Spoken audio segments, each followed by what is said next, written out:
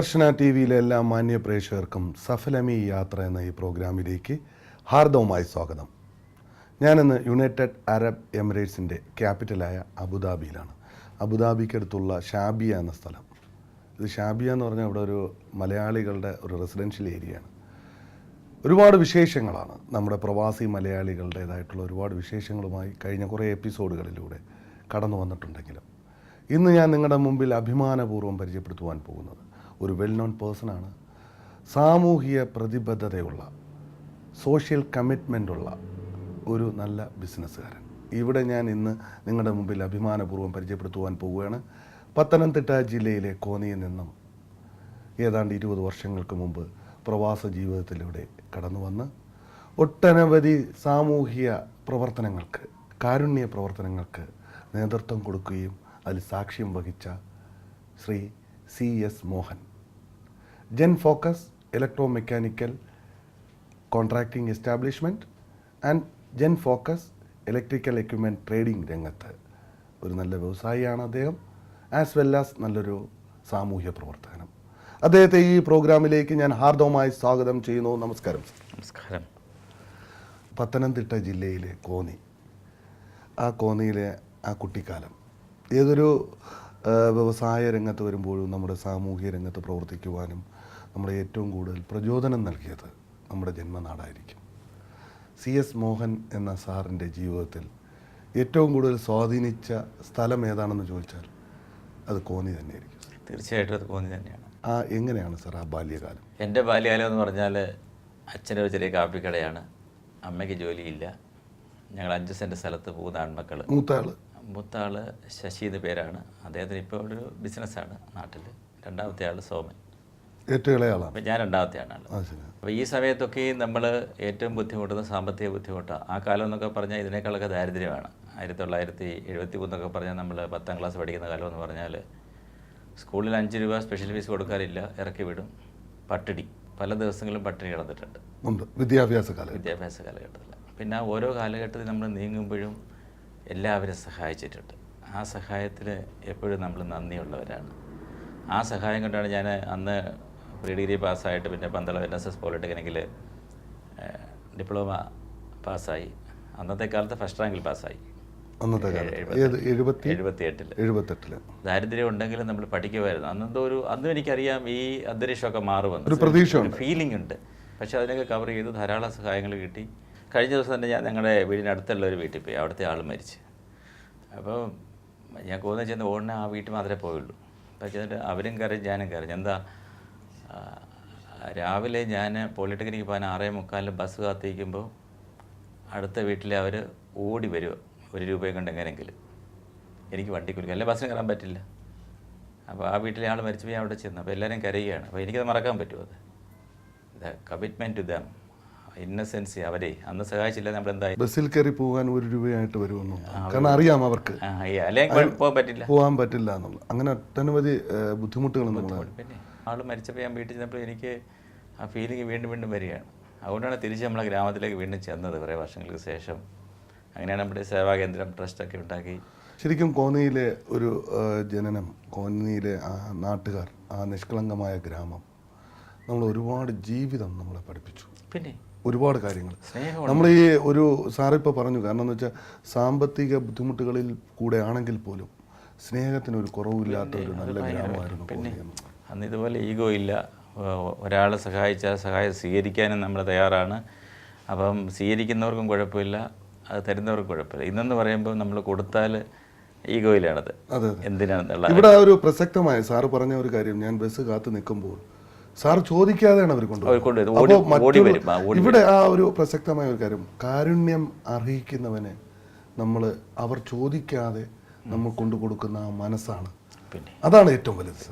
കാരണം നമ്മൾ ആവശ്യപ്പെടാതെ അവൻ്റെ വിഷമം മനസ്സിലാക്കിക്കൊണ്ട് പ്രവർത്തിക്കുന്ന ഒരു വലിയ മനസ്സ്, അത് ആ ഗ്രാമത്തിലുള്ളവർക്കുണ്ടായിരുന്നു. അതാണ് സാറിൻ്റെ ജീവിതത്തിൽ ഏറ്റവും കൂടുതൽ സ്വാധീനം.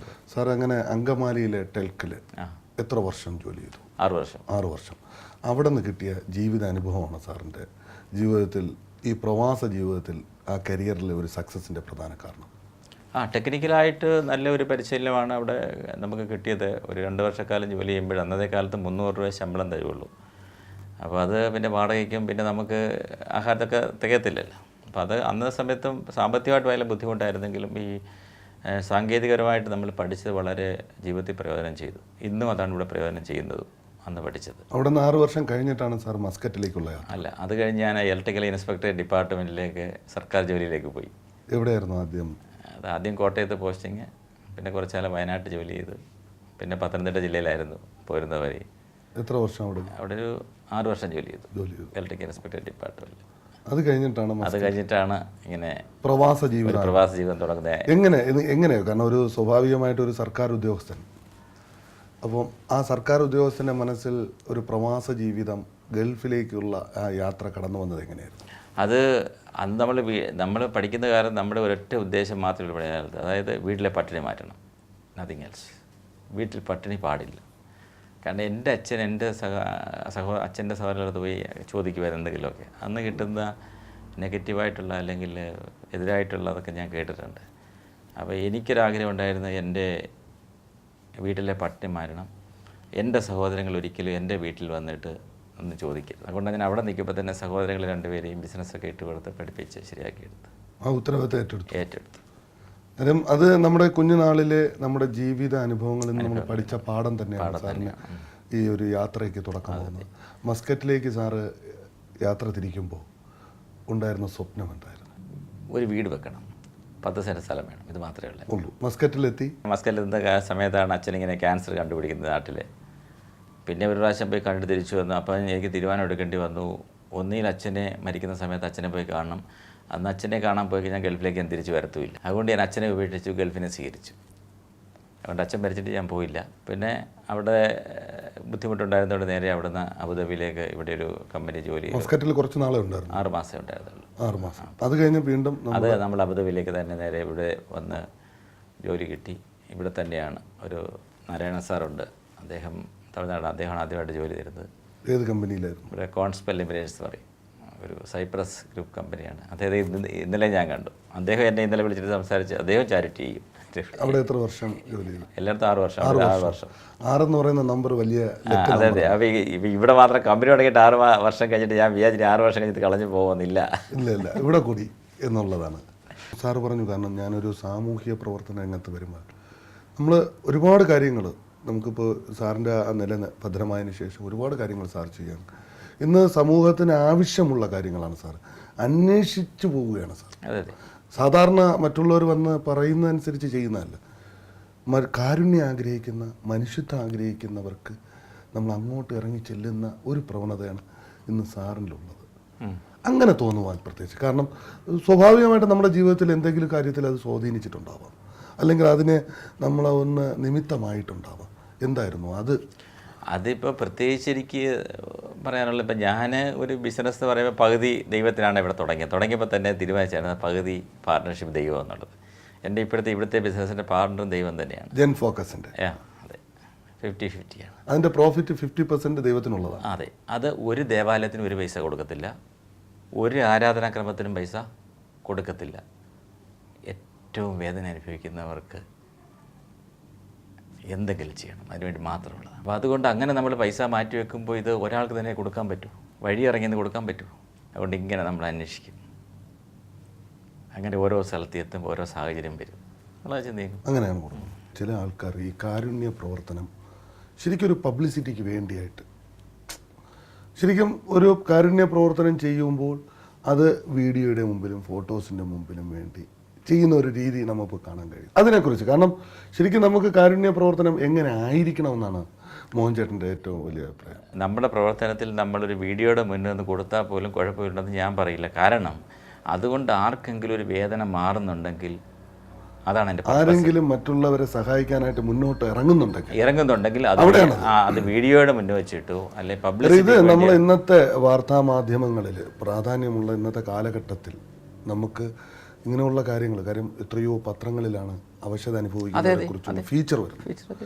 അത് കണ്ടിട്ട് എത്രയോ കുടുംബങ്ങളാണ് രക്ഷപ്പെടുന്നത്. അപ്പൊ അങ്ങനെ ഒരു ഫീച്ചർ നമ്മളെ പത്രങ്ങളിലോ വാർത്താ മാധ്യമങ്ങളിലോ ഒന്നും ഇല്ലായിരുന്നെങ്കിൽ അറിയത്തില്ല, അവരാരും തിരിച്ചറിയില്ല, അവരെ സഹായിക്കാൻ ആരും ഇറങ്ങുകയില്ല. അപ്പൊ അങ്ങനെയുള്ള ഒരു സംവിധാനം നമുക്ക് ഉണ്ടാകുമ്പോൾ ഒരുപാട് പേര് അവർ സഹായിക്കാൻ എത്തുന്നു, ഒരുപക്ഷെ അവരുടെ ജീവൻ തന്നെ രക്ഷപ്പെട്ടു.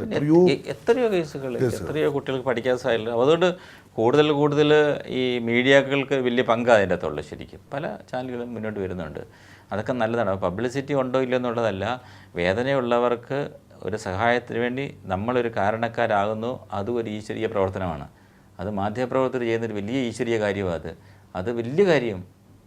കാരണം ഇത്രയും കാര്യങ്ങൾ റിപ്പോർട്ട് ചെയ്യുമ്പോൾ ഇതെല്ലാം നമ്മൾ മറന്നുപോയാൽ പറ്റുമോ? വളരെ ഇമ്പോർട്ടൻ്റ് ആണിത്. അതുകൊണ്ട് മീഡിയ വലിയ പങ്കാണ് വഹിക്കുന്നത്. സാറിൻ്റെ ജീവിതം തന്നെ ഒരു പാഠമാണ്. കാരണം സാറ് ചെയ്യുന്ന പ്രവൃത്തിക്ക് അതിൻ്റെ ഇരട്ടിയായിട്ട്. അതുകൊണ്ടാണ് നമ്മൾ ആര് കൊടുക്കുമ്പോഴും ഞാൻ സംസാരിക്കാൻ പറയാറുള്ളത്, ഒരു ദോഷവും വരില്ല, കൊടുക്കുക. അത് കൊടുക്കുന്നവരോടൊക്കെ ഞാൻ ചോദിക്കാറുമുണ്ട്. ചില അവസാനം ഞാൻ പറയാറുണ്ട്, നീ കൊടുത്തില്ലാതാകണം, ഞാൻ എൻ്റെ ഇരട്ടി തരാമെന്ന് ഞാൻ പറയും, വെല്ലുവിളിക്കും. It will not happen. അങ്ങനെ സംഭവിക്കില്ല. പ്രകൃതിയല്ലേ വലുത്, നേച്ചർ. നമ്മുടെ മഹാരഥന്മാരൊക്കെ മഹാഗ്രന്ഥങ്ങൾ എഴുതി വെച്ച ജ്ഞാനികളാണ് എഴുതി വെച്ചിരിക്കുന്നത്. അത് സത്യമല്ലേ? ഇപ്പോൾ ഉള്ള ബുക്സൊന്നുമല്ല, അന്നത്തെ കാലത്ത് സത്യം എഴുതി വെച്ചേക്കല്ല. ഇപ്പോൾ വേദങ്ങളെന്ന് പറഞ്ഞാൽ അത് അസത്യമാണ്, ഉപനിഷത്ത് അസത്യമാണ്, ബൈബിളും ഖുറാനും ഒക്കെ അസത്യമാണ്. സത്യമല്ലേ? അതിലൊക്കെ എഴുതി വെച്ചേക്കുന്നത് അതാണ്. പക്ഷേ നമുക്ക് അത് പ്രാക്ടിക്കലായിട്ട് നടപ്പിലാക്കാൻ ഈ കലിയുഗത്തിൽ വലിയ ബുദ്ധിമുട്ടാണ്. പക്ഷേ നമ്മളെ മുൻഗാമികൾ ചെയ്തിരുന്നു. ഒന്നുമില്ലാത്ത കാലത്ത് ചെയ്തിരുന്നു. ഇന്ന് പക്ഷേ നമുക്ക് എല്ലാം ഉണ്ടെങ്കിലും ചെയ്യാൻ ആ മനസ്സിൽ ലൈഫ് സ്റ്റൈൽ മാറി, ആർഭാടത്തിൻ്റെയും ജീവിതശൈലി അങ്ങോട്ട് മൂവ് ചെയ്തുകൊണ്ടിരിക്കുന്ന സമയത്ത് നമുക്കൊന്ന് തിരിഞ്ഞു നോക്കാൻ പോലും സമയമില്ല. നമ്മൾ പാലിയേറ്റീവ് പോകുമ്പോൾ ഞാൻ ചെറിയ ആൾക്കാർ സംസാരിക്കില്ല. അവരുടെ ജീവിതത്തിൽ ആഗ്രഹം എന്താ? ഈ മൂത്രത്തിൽ പോകാനുള്ള ട്യൂബ് മാറണമെന്ന് മാത്രം അവരുടെ ആഗ്രഹം. അപ്പോൾ അവരുടെ ജീവിതത്തിൽ ആഗ്രഹം പറയാറുണ്ട്, മൂത്രം ഒഴിക്കണം ജീവിതത്തിൽ. only one desire in the life. ചില ആൾക്കാർ പറയാറുണ്ട്, എനിക്ക് വീടിന് പുറത്തേക്കൊന്ന് ഇറങ്ങണം എന്ന് പറഞ്ഞാൽ അവർക്ക് വീൽ ചെയർ വേണം. ചിലക്കൊന്ന് എഴുന്നേറ്റിരുന്നാൽ മതി, കിടക്കുന്നിടത്തു നിന്ന് എഴുന്നേറ്റിരിക്കണം. അതിനൊരു വീൽ ചെയർ വേണ്ടതിരിക്കാൻ വേണ്ടിയിട്ട്. അല്ലെങ്കിൽ ഒന്ന് വീടിനകത്ത് പോലും ഒന്ന് മൂവ് ചെയ്യണമെങ്കിൽ വീൽ ചെയർ വേണ്ടേ. ക്യാൻസർ പേഷ്യൻസ്, അതിന് മോർഫിൻ മരുന്ന് മാത്രമേ പറ്റുള്ളൂ വേദന മാറ്റാൻ. അത് വേറൊരു മരുന്നില്ല. ഈ മോർഫിൻ എവിടെ കിട്ടും? വെറുതെ കിട്ടത്തില്ല. അതിന് പാലിയേറ്റീവ് കെയറിലെ ഡോക്ടേഴ്സെ കൊണ്ട് കൊടുക്കാൻ പറ്റുള്ളൂ. അവരെ കെയർ ചെയ്യാൻ സാധിക്കും. നഴ്സിംഗ് കെയറിങ് വളരെ അത്യാവശ്യമാണ്. അപ്പോൾ അങ്ങനെയുള്ള കെയറിങ് യൂണിറ്റുകൾ സാറിൻ്റെ സ്വപ്നങ്ങൾ പോലെ ആദ്യം ജന്മനാട്ടിൽ തുടങ്ങുന്നു, അവിടെ നിന്ന് തിരുവനന്തപുരത്തേക്കും കേരളത്തിലുടനീളം അങ്ങനെ പല സ്ഥലങ്ങളിലും നമുക്ക് ആഗ്രഹങ്ങളുണ്ട്. അതുകൊണ്ട് പല ആൾക്കാരും മുന്നോട്ട്, ഇപ്പോൾ തന്നെ നമ്മുടെ ദുബൈയിലുള്ള ക്രിസ്റ്റഫർ, തുളസി, പല ആൾക്കാരും ഇതിനു വേണ്ടി മുന്നോട്ട് ഇറങ്ങിയിട്ട് അവർ ചെയ്യുന്നുണ്ട്. അതിൻ്റെയൊക്കെ മെസ്സേജ് കൊടുക്കുന്നുണ്ട്. അതൊക്കെ ഗ്രാജുവലി വരുന്നുണ്ട്. തീർച്ചയായിട്ടും മാറ്റങ്ങൾ ഉണ്ടാകും, നമുക്ക് പ്രതീക്ഷിക്കാം മാറ്റങ്ങൾ. പക്ഷേങ്കിൽ നമ്മുടെ കമ്മിറ്റ്മെൻറ്റ് ദ സൊസൈറ്റി നമുക്ക് പിന്മാറാൻ പറ്റത്തില്ല. ഇപ്പം ഈ നമ്മൾ എന്താണ് ധർമാർത്ഥ കാമ മോശം, അത് ഞാൻ പറയുമ്പോൾ തന്നെ പറയാനുള്ളത്, നമ്മളിപ്പോൾ സമ്പാദിക്കുന്നത് എനിക്ക് വേണ്ടിയിട്ടാണ്, അല്ലെ എൻ്റെ മക്കൾക്ക് വേണ്ടിയിട്ടാണ്. പക്ഷേ ഏതോ ഒരു ഉപദേശത്തിലൊരു കാര്യം പറഞ്ഞാൽ കേട്ടിട്ടുണ്ട്. അതായത് നമ്മൾ ആകെയുള്ള വരുമാനങ്ങൾ നമുക്ക് ധർമ്മം ചെയ്തില്ലെങ്കിൽ 25% ധർമ്മം എന്നാണ് പറയുന്നത്. ഇല്ലെങ്കിൽ അതെങ്ങനെയൊക്കെ പോകുന്നറിയാമോ? അഗ്നി, രാജാവ്, കള്ളൻ, 3 പേര് കൂടി കൊണ്ടുപോകും. അഗ്നി എന്ന് പറഞ്ഞാൽ അസുഖങ്ങളെ പ്രകൃതി കോപിക്കുക, അങ്ങനെ പോകും.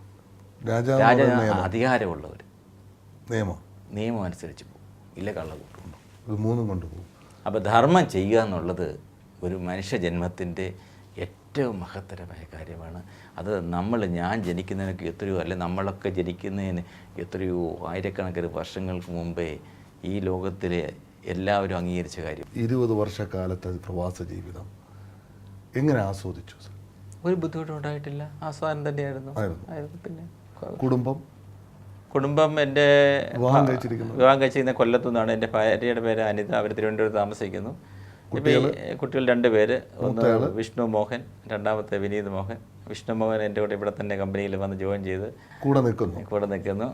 രണ്ടാമത്തെ മോഹന് തിരുവനന്തപുരത്ത് പഠിക്കുന്നു. Mainly business electrical and electro മെക്കാനിക്കലായിട്ട് ബന്ധപ്പെട്ട്, മെയിനായിട്ട് ഇലക്ട്രിക്കൽ ഹൈ വോൾട്ടേജ് എഞ്ചിനീയറിങ്ങിൽ, അല്ലെങ്കിൽ അതുമായിട്ട് ബന്ധപ്പെട്ട ഇലക്ട്രിക്കൽ ടെസ്റ്റിംഗ് ആൻഡ് കമ്മീഷനിങ്, അതേപോലെ അതിൻ്റെ സബ്സ്റ്റേഷനിൽ സർവീസ് ചെയ്യുക, അതിൻ്റെ പുതിയ ഉപകരണങ്ങൾ പിടിപ്പിക്കുക, അതിൻ്റെ അറ്റകുറ്റപ്പണികൾ, അങ്ങനെയെല്ലാം ചെയ്യുന്നത്. ജെൻ ഫോക്കസ് എന്ന പേര് എങ്ങനെയാണ് സെലക്ട് ചെയ്തത്? ജെൻ ഫോക്കസ് കമ്പനി തന്നെ ഞാനല്ല പേരിട്ടത്. എൻ്റെ ഒരു കൂട്ടുകാരൻ അങ്ങനെ കമ്പനി തുടങ്ങി, ഞങ്ങൾ 2 പേരും തുടങ്ങി. അങ്ങനെ കമ്പനി തുടങ്ങുന്ന സമയത്ത് ഞാൻ ജോലി ചെയ്യുമായിരുന്നു. അപ്പോൾ അദ്ദേഹം അത് വേണ്ടാന്ന് വെച്ചു. പിന്നെ ഞാനതങ്ങ് ഏറ്റെടുക്കുമായിരുന്നു. അങ്ങനെ വന്നതാണ്. പേരെങ്ങനെ വന്ന് എനിക്കറിയില്ല. അങ്ങനെ കാരണം ഇവിടെ 6 പേര് എഴുതി കൊടുക്കണമല്ലോ ഇവിടെ അപ്രൂവൽ കിട്ടാൻ. അപ്പോൾ പുള്ളി എഴുതി കൊടുത്ത് പുള്ളിക്ക് കിട്ടി, അത് ഇങ്ങോട്ട് വന്നു. അതാ സത്യം, അതാണ് സത്യം. അങ്ങനെയാണ് ജെൻ ഫോക്കസ്. എങ്കിലും ദോഷമില്ല, നല്ല വളരെ ആത്മാർത്ഥമായിട്ട് വർക്ക് ചെയ്യുന്ന എംപ്ലോയീസ് ആണ് സാറിൻ്റെ മറ്റൊരു അസറ്റ്. അത് വലിയ ശക്തിയാണ്. ഞാനേ ഉള്ള അലസന്. അലസൻ ഞാനാണ്. ആണ്. അവരാണ് ശക്തി, ശക്തി അവരാണ് പ്രവർത്തനം അവരാണ്. കാരണം സ്വന്തം ഓഫീസ് പോലെ അവർ നമ്മൾ വന്ന് കണ്ടപ്പോൾ അവരെല്ലാം അങ്ങനെയാണ്. അവരുടെ സ്വന്തം സ്ഥാപനം പോലെ അവർ നോക്കി നടത്തുന്നു. അപ്പോൾ അതിന് പ്രധാന കാരണം സാറിൻ്റെ മെൻറ്റാലിറ്റിയാണ്, സാറ് പ്രവർത്തിക്കുന്ന രീതിയാണ്. കാരണം അവരിലും ആ ഒരു മനസ്സുണ്ടാക്കി കൊടുത്തു. കാരണം ഒരു നല്ലൊരു എംപ്ലോയി ആയിട്ട് മാത്രം പോരാ, സാമൂഹിക പ്രതിബദ്ധതയുള്ള അവരുടെ സേവനം നമ്മുടെ മറ്റുള്ളവർക്കും കൂടി സഹായിക്കുന്ന രീതിയിലുള്ള ഒരു ശൈലി അത് ഞാൻ കണ്ടു. കാരണം സാറിൻ്റെ സ്റ്റാഫുകൾ എല്ലാവരും അവർക്കും വളരെ ഇൻട്രസ്റ്റഡ് ആണ് ഒരു കാരുണ്യ പ്രവർത്തനം. അവർ പല ആൾക്കാർ ഇപ്പോൾ മെയിലയക്കി, കമ്പനി നമ്മുടെ എഞ്ചിനീയേഴ്സൊക്കെ മെയിലയക്കിയത് ഉടനെ ഹെൽപ്പിംഗ് ഹാൻഡ്സ് എന്നൊക്കെ പറഞ്ഞ് അയക്കാറുണ്ട്. അപ്പോൾ ബെറ്റർ ദാൻ പ്രേ എന്നൊക്കെ പറഞ്ഞ് അയക്കാറുണ്ട്. അവർ തന്നെ ഓരോ സ്കീമൊക്കെ ഉണ്ട്. പിന്നെ അവരുടെ നാട്ടിൽ നമ്മളിങ്ങനെ പോകുമ്പോഴൊക്കെ, ലീവിന് പോകുമ്പോഴൊക്കെ പൈസ കൊടുത്തു വിടും. ഈ എംപ്ലോയീസിൻ്റെ നാട്ടിൽ ചാരിറ്റി ചെയ്യാൻ പറ്റി. അപ്പോൾ അങ്ങനെയുള്ള ഒരു കാര്യങ്ങൾ അവരിലും കൂടെ പിന്നെ ചെയ്യണം അത്. കാരണം അവർ ഈ പണം എൻ്റെതല്ലല്ലോ, അവരുടെ വിയർപ്പിൽ കൂടി അവരുടെ കഷ്ടപ്പാടിൽ വരുന്ന പൈസയല്ലേ. അത് എനിക്കൊരു ഭാഗം ഉപയോഗിക്കാം, ബാക്കി അവർക്ക് ഉപയോഗിക്കാം, ബാക്കി ലോകത്ത് വേദനയുള്ളവർക്ക്. അങ്ങനെയാണ് നമ്മൾ തീരുമാനിച്ചേക്കുന്നത്.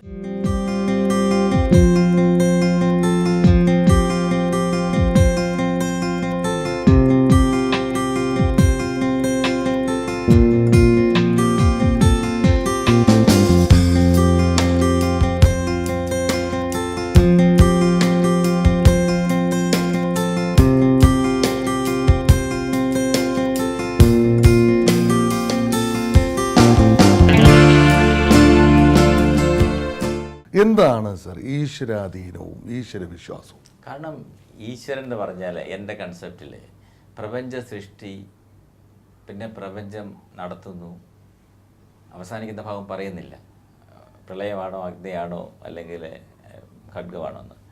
എങ്കിലും സൃഷ്ടി ഉണ്ടായിട്ടാണല്ലോ നടന്നു പോകുന്നത് ഇത്. അതെ. അപ്പം സൃഷ്ടിയും പരിപാലനവും ഇത്രയും ഭംഗിയായിട്ട് നടത്താൻ കഴിവുള്ള ഒരാൾ ആരുണ്ടോ? ഈശ്വരൻ. ഈശ്വരൻ. അതിന് ഓരോരുത്തർ പേര് പറയുന്നുണ്ടോ, ഓരോരുത്തർക്കും ഓരോ വിഭാഗത്തിൻ്റെ ദൈവത്തെ കൊണ്ട് പേര് ആരെ വേണ്ടി നമുക്ക് വിശ്വസിക്കാം. ദൈവം ഒന്നേ ഉള്ളൂ. That is true. അതിൻ്റെ ഭാഗമാണ് നമ്മൾ. അപ്പോൾ ദൈവത്തിൻ്റെ സൃഷ്ടികളിൽ ഏറ്റവും ഉത്തമമായ അതായത് മനുഷ്യ സൃഷ്ടി. അതെ, 10 ലക്ഷം ജന്മങ്ങൾ നമ്മൾ ഈ പുനർജന്മ സിദ്ധാന്തത്തിൽ ഞാൻ വായിച്ചിട്ടുണ്ട്. 10 ലക്ഷം മറ്റ് ജന്മങ്ങൾ കഴിഞ്ഞെങ്കിലേ ഒരു മനുഷ്യന്മം കിട്ടത്തുള്ളൂ. അത് തന്നെ ഒരു മഹാഭാഗ്യമാണ്, ഒരു മനുഷ്യന്മം കിട്ടും. അതുകൊണ്ട് എല്ലാവരോടും ഞാൻ പറയാറുണ്ട്, ഒരിക്കലും ആത്മഹത്യ എന്ന് പറയുന്നത് ചിന്തിക്കരുത് ഒരു മനുഷ്യന്.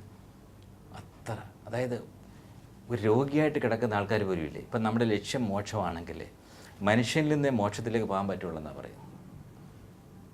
അപ്പോൾ ആത്മഹത്യ എന്ന് പറയുന്നത് ആത്മാവിനെ ഹത്യ ചെയ്യാണ്. അത് വളരെ അപകടകരമാണ്. അതുകൊണ്ട് ഗവൺമെന്റ് ഇപ്പം തന്നെ സാമ്പത്തിക ശേഷി ഇല്ലാത്തവർക്ക് പാപ്പരാകാം, പല മാർഗങ്ങളുണ്ട്. കോടതി തന്നെ അനുകൂലിച്ചിട്ടുണ്ട്. പൈസ കൊടുക്കണമെങ്കിൽ പാപ്പരായി കഴിഞ്ഞാൽ പിന്നെ കൊടുക്കണ്ട. അത് ആത്മഹത്യ ചെയ്യാതിരിക്കാൻ വേണ്ടി.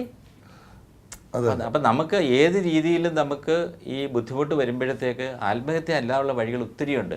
അവരുടെ പേര് ഇപ്പം വർഷങ്ങളായിട്ട് ബെഡേ കിടക്കുന്ന ഒരാൾ പോലും ആത്മഹത്യ ചെയ്യാൻ ആഗ്രഹിക്കുന്നില്ല. കാരണം അത്ര ഈ ലോകത്തിൽ ഈ വായു ശ്വസിച്ചുകൊണ്ട് കുറച്ച് ദിവസം ജീവിക്കുക എന്ന് പറഞ്ഞാൽ എത്ര വേദനയുണ്ടെങ്കിലും അതൊരു ആഗ്രഹമാണ് മനുഷ്യൻ്റെ. എല്ലാ ജീവജാലങ്ങളുടെയും ഇതല്ലേ. അതേപോലെ അവിടെ ഞാൻ ചോദിക്കാം, ഞാൻ ചിലപ്പോൾ ഈ 10 വർഷം കിടക്കുന്ന രോഗിയെ പോയി ഞാൻ ഇൻ്റർവ്യൂ ചെയ്യാറുണ്ട്. ചുമ്മാ അടുത്ത് പോയിരിക്കും, സംസാരിക്കും. അപ്പോൾ അവരിൽ നിന്ന് കിട്ടുന്ന അത് നമ്മുടെ ജീവിതത്തിൽ അതൊരു ഭയങ്കര അനുഭവമാണ്. രോഗം വന്നവർ രോഗത്തിൻ്റെ വേദന കൊണ്ട് സോളിനെ പ്യൂരിഫൈ ചെയ്തുകൊണ്ടിരിക്കുകയാണ്. അവർക്ക് സ്വർഗം ഉണ്ടെന്നുണ്ടെങ്കിൽ അവർ സുനിശ്ചിതമാണ് മോക്ഷം. കാരണം എല്ലാ വേദനകളും ആത്മാവിനെ ശുദ്ധീകരിച്ചുകൊണ്ടിരിക്കുക. ആ പ്രോസസ്സാണ്. ദൈവം അതിൽ മഹാത്ഭുതം എന്ന് പറയുന്നത് ഒരു പ്രോസസ്സായത്. ഇപ്പം നമുക്കൊന്നും നമ്മുടെ ഈ പൈസ ഇല്ലാത്ത മണ്ടനാണോ? അല്ല. പൈസ ഉണ്ടാക്കുമ്പോൾ അതിന് വലിയ പാപമില്ലേ?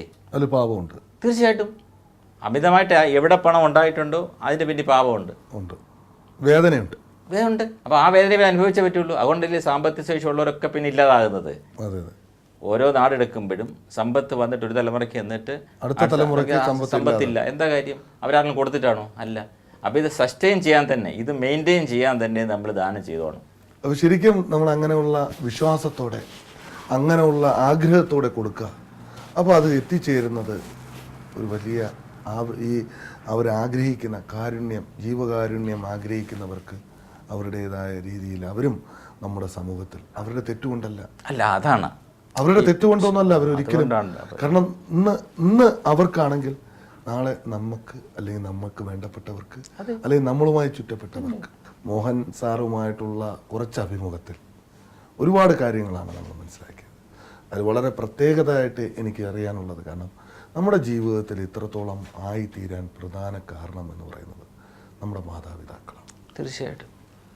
CS മോഹൻ എന്ന വ്യക്തി ഇപ്പോൾ എന്തൊക്കെ കർമ്മങ്ങൾ ചെയ്യുമ്പോഴും അത് നമ്മുടെ ജീവിതത്തിൽ സ്വാധീനിച്ചിട്ടുണ്ടെങ്കിൽ നമ്മുടെ മാതാപിതാക്കൾ. പിന്നെ അതുകൊണ്ട് ഇപ്പം തന്നെ ഇൻ്റർവ്യൂ ആദ്യമായിട്ട് ഇൻ്റർവ്യൂ ചെയ്യുകയാണ് ഇങ്ങനെ ശരിക്കും ഒരു ഈ വീഡിയോ ഇൻ്റർവ്യൂവിൽ ആദ്യം. ഞങ്ങൾക്ക് വലിയൊരു ഭാഗ്യമായിട്ട്. അപ്പോൾ അതിൻ്റെ തന്നെ അപ്പം അച്ഛൻ മരിച്ചപ്പോൾ ഞാൻ കണ്ടില്ല, എങ്കിലും ഞാൻ അച്ഛനെ മനസ്സിൽ മാത്രമേ ഞാൻ സങ്കല്പിച്ചിട്ട് ഞാൻ ഇവിടെ ഇരിക്കുന്നത് തുടക്കത്തിൽ. എത്രത്തോളമാണ് അവർ സാറിൻ്റെ ജീവിതത്തിൽ സ്വാധീനിച്ചിട്ടുള്ളത്?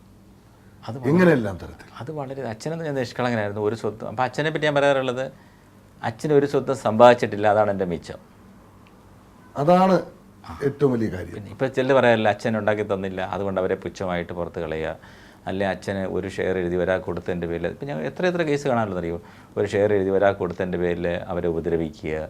ആ ദാരിദ്ര്യമായിരുന്നു സാറിന്റെ ഏറ്റവും വലിയ സ്ട്രെങ്ത്. ശരിയാണ്, ഇപ്പോഴും അത് തന്നെ സ്ട്രെങ്ത്. കാര്യം അത് ഒരുപക്ഷെ എല്ലാം നേടി തന്നിരുന്നുവെങ്കിൽ CS മോഹൻ എന്ന ഒരു സാമൂഹിക പ്രതിബദ്ധതയുള്ള ഒരു ബിസിനസ്സുകാർ നമുക്ക് കിട്ടില്ലായിരുന്നു. ഇല്ല. സമൂഹത്തിന് ഇമ്പോർട്ടൻസ് കൊടുക്കും. സാർ നേരത്തെ പറഞ്ഞ പോലെ ആ ദാരിദ്ര്യവും ദുഃഖവും അതാണ് നമ്മളെ സമൂഹത്തിനോടുള്ള കമ്മിറ്റ്മെന്റ് ആക്കുന്നത്. എന്നാലേ ശക്തിയുള്ളൂ.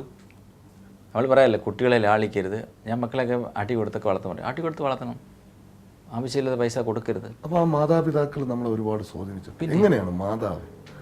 ഞാൻ അമ്മയുടെ അച്ഛനൊക്കെ വളരെ ഇന്നസെൻ്റ് ആയിരുന്നു. അപ്പോൾ അവരുടെയൊക്കെ നല്ല മനസ്സൊക്കെ നമുക്ക് കുറച്ച് കിട്ടിയിട്ടുണ്ടാകും. അമ്മയാണെങ്കിൽ ഇപ്പോഴും കോന്നില്ല താമസം. ഈയിടയ്ക്ക് എന്നപ്പോൾ പറഞ്ഞിങ്ങനെ, നീ എന്തിനാണ് ഇങ്ങനെ സ്ഥലമൊക്കെ വാങ്ങിയത്, ഇല്ലാത്തവർക്ക് ഒരു 5 സെൻറ്റ് വെച്ച് കൊടുക്കരുത് അവിടെ പറയുന്നത് കേട്ട് അമ്മ സംസാരിക്കുന്നു. ആ നിഷ്കളങ്ക അത്രയും വർഷം ഞാനായിട്ടില്ല. ഞാൻ സമ്പാദിച്ചിട്ട് ഈ ചാരിറ്റിക്ക് വേണ്ടി സ്ഥലം ഇട്ടിട്ടുണ്ട്, എനിക്ക് സ്വത്തുണ്ട്. അപ്പോൾ അതിനകത്തൊരു സ്ഥലം എഴുതി കൊടുക്കുന്ന കാര്യത്തെ പറ്റി ഒരു ഡിസ്കഷൻ ഒന്നും എനിക്ക് വന്നിട്ടൊന്നുമില്ല. പക്ഷെ അമ്മയോട് പറയുന്നത് കേട്ട്. അപ്പോൾ അമ്മയുടെ ആ വാക്ക് കേട്ടപ്പോൾ സാറിൻ്റെ അറിയാതെ സന്തോഷം തോന്നി. എന്നേക്കാൾ കൂടുതൽ ഒരു സാമൂഹിക രംഗത്ത് പ്രവർത്തിച്ച് ഒരു ചാരിറ്റി ചെയ്യണമെന്ന് ആഗ്രഹിക്കുന്ന ഒരു അമ്മ. പിന്നെ അവരുടെ മനസ്സെന്ന് പറഞ്ഞുകൊണ്ടല്ലോ, അന്ന് ഒന്നും ഇല്ലെങ്കിലും ഉണ്ടല്ലോ, അതില്ലേ നമുക്ക് ഈ പഴയതുമായിട്ട് വ്യത്യാസം.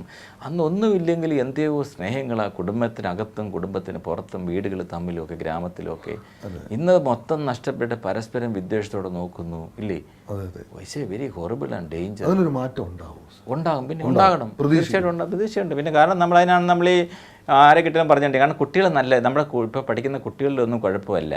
ഈ പേരൻസ് പൊങ്ങച്ചം പറഞ്ഞ് അവരെ അങ്ങ് വലുതാക്കിയിട്ട് അവരോട് ഒരിക്കൽ പോലും അവൻ്റെ കടമയെ പറ്റി പറയാം. ജീവിതം എന്ന് പറയുന്ന ഒരു വലിയ യാത്രയാണ്. CS മോഹൻ എന്ന വ്യക്തിയുടെ ജീവിതം തുടക്കത്തിൽ നമ്മൾ പറഞ്ഞു കാര്യം ദാരിദ്ര്യത്തിൻ്റെയും ദുഃഖത്തിൻ്റെയും വിഷമതയുടെയും ഒക്കെ അറിഞ്ഞ് ആ കോന്നിയിലെ ആ ഗ്രാമത്തിൽ നിന്നും എത്ര ഉയരങ്ങളിലേക്ക് നമ്മൾ എത്തുമ്പോഴും ആ ലളിതമായ ജീവിതശൈലി അത് നമുക്ക് വളരെ ശ്രദ്ധിക്കണം. നമ്മളെപ്പോഴും നമ്മൾ പറയുന്നത് അതിനാണ്, നമ്മുടെ അഹങ്കാരം നമ്മളെ നശിപ്പിക്കും. അഹങ്കാരമില്ലാത്ത ഒരു നല്ല ജീവിതശൈലി, പിന്നെ അഹങ്കാരം ആ ഒരു യാത്ര എന്ന് പറയുന്നത് വലിയ ദുഃഖങ്ങളും സുഖങ്ങളും ഒക്കെ നിറഞ്ഞത് തന്നെയാണ് ജീവിതം എന്ന് പറയുന്നത്. ഈ ഒരു യാത്ര സഫലമാണ് തീർച്ചയായിട്ടും, 100%. ഇനിയുള്ള സ്വപ്നം പ്രത്യേക സ്വപ്നങ്ങളൊന്നുമില്ല. ഇനിയും ഇതിങ്ങനെ അങ്ങ് കണ്ടിന്യൂ ചെയ്യണം. നമുക്ക് കൂടുതൽ ആൾക്കാർ നല്ല കാര്യങ്ങളിലേക്ക് ചെയ്യാൻ മുന്നോട്ട് വന്നു കഴിയുമ്പം ഇന്നത്തെ നമ്മുടെ സാമൂഹിക പ്രശ്നങ്ങൾ ഒരു പരിധി വരെ പരിഹാരമാകും. ഒരു സ്ഥലത്ത് കുത്തി ഇളക്കി വിടുകയാണ്.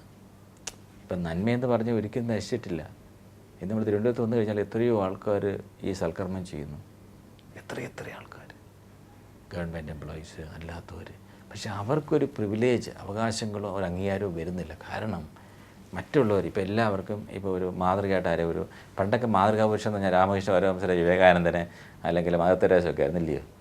ഇന്ന് ചോദിച്ചാൽ എന്ത് പറയും? മോഹൻലാൽ, മമ്മൂട്ടി, അതല്ലേ പറയുള്ളൂ. അപ്പോൾ അതൊക്കെ മാറി സമൂഹത്തിന് നന്മ ഇതൊരു കൂടെ അംഗീകരിക്കണം. കാരണം നന്മ അവർ ഈ ഇപ്പം വിവേകാനന്ദ സ്വാമികളൊക്കെ എടുത്ത് കഴിഞ്ഞാൽ യൂത്തിന് ഏറ്റവും വലിയൊരു അഭിമാനമായിട്ടുള്ള ആളാണ് വിവേകാനന്ദ സ്വാമികൾ. അപ്പോൾ അദ്ദേഹം പറയുന്നത് നരനാരായണന്, അതായത് അന്നം കൊടുക്കാതെ ഏത് നാരായണനെ വിളിച്ചിട്ട് എന്താ കാര്യമെന്ന്. ആ ഫിലോസഫിയാണ് നമ്മളെടുത്തത്. പിന്നെ എത്ര വലിയ ഫിലോസഫിയാണ് അതിനെയാണ് നമ്മൾ ഉൾക്കൊള്ളേണ്ടതും അതിനെയാണ് മുന്നോട്ട് കൊണ്ടുപോകുന്നത്. അതാണ് ഈ യൂത്ത്. ഇപ്പോൾ ഈ വർഷം വിവേകാനന്ദൻ്റെ 100ാം ജന്മവാർഷികമൊക്കെ അല്ലായിരുന്നു, അല്ല 150ാം ജന്മവാർഷികമൊക്കെ അല്ലായിരുന്നു. അപ്പോൾ അതുകൊണ്ട് ആ സമയത്ത് ധാരാളം ആഘോഷങ്ങൾ നടക്കുമ്പോഴും നമ്മളും അതേപോലെ തന്നെ അദ്ദേഹത്തിൻ്റെ ആശയങ്ങളെന്ന് പറഞ്ഞാൽ വളരെ ഇതില്ല. കേരളത്തിനെ ഭ്രാന്താലയം എന്ന് വിളിച്ചു. ഇപ്പോൾ ഭ്രാന്താലയമല്ല, അതിനേക്കാൾ മൂത്ത ഭ്രാന്താലയം ഇപ്പോഴും അതെ. പിന്നെ അതുകൊണ്ട് അപ്പോൾ ജനങ്ങൾ തന്നെ മാറിക്കണം. നമ്മൾ സാമൂഹ്യ മാറ്റത്തിന് നമ്മൾ തയ്യാറെടുക്കണം. അതുകൊണ്ടിപ്പോൾ ഞാനിപ്പോൾ പണ്ടേ ഞാനൊരു ജാതീയ സംഘടന ചേരത്തില്ല, ജാതിക്ക് വേണ്ടി വാദിക്കത്തില്ല, മതത്തിന് വേണ്ടി വാദിക്കത്തില്ല, ഇപ്പോൾ ആരാധനാലയ്ക്ക് വേണ്ടി വാദിക്കത്തില്ല, നമ്മൾ നന്മയ്ക്ക് വേണ്ടി മാത്രം വാദിക്കും. ഇനിയുള്ള കാലവും അങ്ങനെ തന്നെ. അതിപ്പോൾ നമ്മൾ മരിക്കുന്ന ചെയ്താൽ എന്താ കുഴപ്പം? കാരണം നമ്മുടെ ഭാരതത്തിലെ ഒരു പ്രത്യേകതയുണ്ട്. അവിടുത്തെ നമ്മുടെ ഡെമോക്രസിയിൽ നമുക്ക് എന്തും പറയാനുള്ള അവകാശമുണ്ട്, അതേപോലെ പ്രവർത്തിക്കാനുള്ള അവകാശമുണ്ട്. അപ്പോൾ ഞാൻ സ്വാതന്ത്ര്യമുണ്ട്. ആ സ്വാതന്ത്ര്യം നമ്മൾ ശരിയായ മാർഗത്തിൽ ശരിയായ ദിശയിലേക്ക് കൊണ്ടെത്തിക്കാൻ പറ്റുന്ന ഒരു സംവിധാനം. അതെ നമ്മൾ ഉദ്ദേശിക്കുന്നത്. അതിനുവേണ്ടി ഒരു ചെറിയ കണ്ണിയാവാൻ. പിന്നെ ഇപ്പം തന്നെ ഞങ്ങളുടെ ഗ്രാമത്തിൽ ഇപ്പോൾ സേവാകേന്ദ്രം ബിൽഡിങ്, അവിടെ ഇപ്പോൾ അന്നദാനമുണ്ട്. ഒരു സണ്ണി ഡോക്ടർ വന്നിട്ട് അവിടെ ഇടയ്ക്ക് ഇത് നോക്കും. മറ്റേ ഹോമിയോ ചികിത്സയുണ്ട്, ഫ്രീ ആണ്. അതോടൊപ്പം ഇടയ്ക്കിടയ്ക്ക് കണ്ണിന് ഓപ്പറേഷൻ ചെയ്ത് കൊടുക്കും നമ്മൾ. അത് മറ്റേ ചൈതന്യ ഹോസ്പിറ്റലുമായിട്ട് ചേർന്നിട്ട് അങ്ങനെ പല പല സ്കീമും നാട്ടിൽ ചെയ്ത് കൊടുക്കും. അതുകൊണ്ട് എനിക്ക് വല്ലതും നഷ്ടപ്പെട്ടാൽ ഞാൻ വിഷമിച്ചാൽ പോരെ. നമുക്ക് ആകെ എന്തോ എൻ്റെ നഷ്ടമുള്ള കുറച്ച് പൈസ, അതെനിക്ക് ബുദ്ധിമുട്ടില്ല. ഞാൻ why should I worry about that? അപ്പോൾ അതിനു വേണ്ടി നമ്മൾ ഒരുപാട് പ്രവർത്തിക്കണം. പിന്നെ ഇനിയുള്ള കാലഘട്ടം അങ്ങനെ പ്രവർത്തിക്കാനുള്ള ഒരു വലിയ മനസ്സ് മോഹൻ സാർ നമ്മളുമായിട്ട് പങ്കുവെച്ചപ്പോൾ എനിക്ക് വളരെ സന്തോഷം തോന്നുന്നു. അങ്ങനെ ഒട്ടനവധി ആൾക്കാർ ഇതുപോലുള്ള സാമൂഹ്യ പ്രവർത്തനത്തിന് ഇറങ്ങുവാൻ ഈ ഒരു അഭിമുഖം ഒരു വഴിയാകട്ടെ, അതിനൊരു മാധ്യമമാകട്ടെ എന്ന് മാത്രം പ്രാർത്ഥിക്കുന്നു. ഒരുപാട് നന്മകൾ സർവേശ്വരൻ ഇനിയും സാറിനും കുടുംബത്തിനും സ്ഥാപനത്തിനും നൽകട്ടെ എന്ന് മാത്രം പ്രാർത്ഥിക്കുന്നു. തിരക്കേറിയ ഈ സമയത്തും ഇങ്ങനൊരു അഭിമുഖത്തിന് ഞങ്ങൾക്ക് വേണ്ടി ഒരു സമയം കണ്ടെത്തി ഒരുപാട് നന്ദി. നമസ്കാരം.